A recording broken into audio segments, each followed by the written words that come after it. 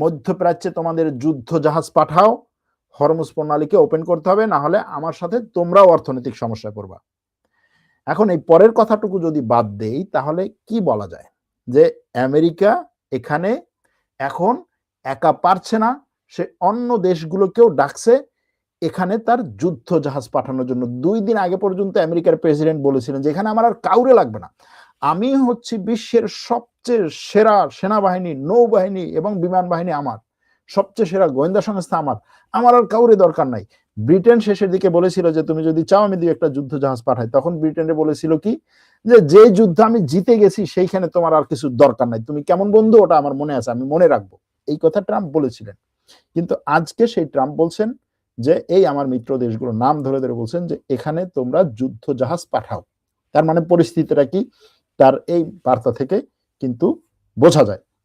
ওদিকে ইসরায়েলের প্রতিরক্ষা মন্ত্রী আজকে একটা লাইভ বিবৃতি দিয়েছেন, তার আশেপাশে হচ্ছে তার সেনাপ্রধানদেরকে বসিয়ে, জেনারেলদেরকে বসিয়ে, সামরিক বাহিনী